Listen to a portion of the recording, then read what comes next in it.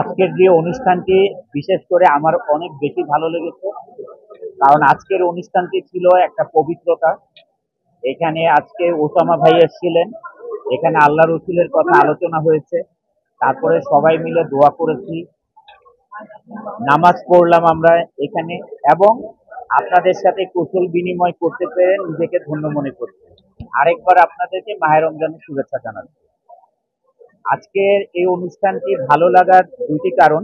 একটি হচ্ছে, আমরা জানি সবাই রোজার মাসে আমরা সবাই একত্রে মিলিত হই ইফতারে। আর ইফতার একটি সুন্নত। আমরা সবাই যে কাজটি করি এটা আমাদের সবাইকে একত্রিত ইফতার করা, এটা আল্লাহ তাআলাও খুশি হন, এটা সুন্নত। এবং আজকে আরো বেশি ভালো লেগেছে এখানে আল্লাহ রসুলের কথা আলোচনা করার জন্য। আমি যেটা বলতে চাই, আসলে আমাদের দেশের সিনেমা তো এখন ঈদের সময় নর্মালি রিলিজ হয়, আর ঈদে মানুষ সিনেমাও দেখে। যারা সিনেমাতে প্রডিউস করছেন, যারা কাজ করছেন, যারা ডিরেকশনে কাজ করছেন এবং কলা কৌশলী, সবার প্রতি রইল আমার অনেক অনেক ভালোবাসা। এবং আমরা চাই সবাই ছবি হলে গিয়ে দেখুক এবং প্রডিউসারের টাকাটা উঠুক এবং শিল্পীর কাজের সার্থকতা। মন্ত্রণালয়ে আমাদের সবার বায়োডাটা, পাসপোর্টের কপি, যা কিছু দেওয়া দরকার মন্ত্রণালয় দিয়েছে, কারণ ছবিটার শুটিং হবে প্যারিসে। তারপরে কিছু সুইজারল্যান্ডে, বিভিন্ন জায়গায়, যত মুভির গল্পটাই এভাবে আছে। এই গল্পটাতে আসলে কোনো দলের জন্য নয়, এই সিনেমাটা হচ্ছে দেশের জন্য।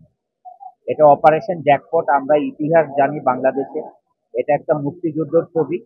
আর মুক্তিযুদ্ধে আমরা সাধারণত যে ধরনের ছবি নাটক প্রথম থেকেই দেখে আসছি, এটা আমরা জানি এটা একটু ভিন্ন ধরনের, যেহেতু এটা মানে নো কমান্ডো যারা, সাবমেরিনার কমান্ডো যারা, তাদেরকে নিয়ে এই ছবিটার গল্পটা ডিফারেন্ট। এই ছবিটা যখন রিলিজ হবে তখন সবাই এক বাক্যে বলবে যে আসলে এটা কোনো দলের ছবি না, কোনো পলিটিক্যাল মুভি না, এটা বাংলাদেশের জন্য এই ছবিটা নির্মিত হচ্ছে।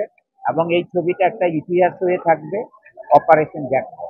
আমি ফান্ডিং এর সমস্যা, সেটা আমি যেটা আলোচনা করেছি, আমাদের যে প্রডিউসার স্বপন ভাই, উনি বলেছে যে উনি যেই বাংলাদেশের পার্টে যেই ফান্ড পেয়েছেন উনি তো শুটিং করেছেন, এখন যে লাস্ট পেমেন্ট যেটা আছে সেটা পেলেই উনি বাইরের শুটিংটা করতে পারে।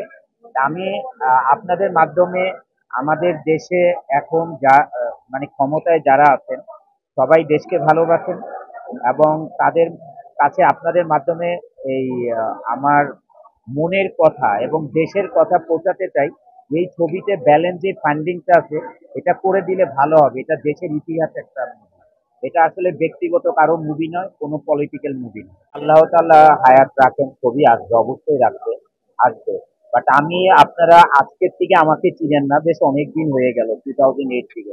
আমি কিন্তু এমনিতেই সবার জন্য আমি মন থেকে দোয়া করি, ভালোবাসি, উইশ করি, যার সিনেমা রিলিজ হয় উইশ করি।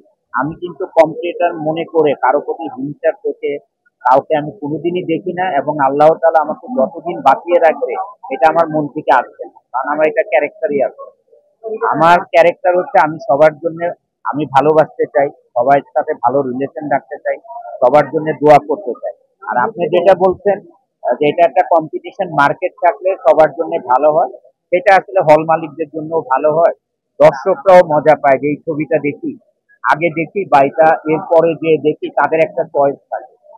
এখন তো আমরা দেখি যে ঈদে অনেকগুলো ছবি রিলিজ হয়, এটা তো সমস্যা হচ্ছে। শাকিব খান, মিশু সাহেব, সিয়াম সাহেব, সবাই খুবই ভালো অ্যাক্টর। তবে এখানে অবশ্যই শাকিব হচ্ছে ওনাদের সবার সিনিয়র। তার ছবির চাহিদা একটু মার্কেটে বেশি, যেটা আমরা অস্বীকার করতে পারবো না। হ্যাঁ, সেটা অস্বীকার করা যাবে না। তবে আমি চাই সবার ছবি ভালো চলুক, কারণ সবাই খুশি হবে। কারণ একটা আর্টিস্ট যখন একটা ছবিতে কাজ করে তখন তার মানে তার সবচেয়ে বেশি স্যাটিসফ্যাকশন থাকে যখন মুভিটা সুপারহিট হয়। আর প্রডিউসারও তখন হ্যাপি থাকে যে আমি এই আর্টিস্টকে নিয়ে আবার কাজ করি। আর প্রডিউসাররা চাইলেই দেখতে পাবে। না, আমি কেন করব? প্রডিউসাররা যখন আমাদের দুইজনকে একসাথে কাস্ট করবে, আমাদের গল্প দুইজনকে শোনাবে, কারণ এখানে তো কেউই তো ধরেন চাইবে না যে আমার ক্যারেক্টারটা কোনো জায়গায় দিয়ে একটু কম হোক। এটা তো জানেন। বরবাদের টিজার দেখেছি, ভালো লেগেছে, আমার কাছে ভালো লেগেছে। ওকে ভাই, ভালো থাকেন সবাই।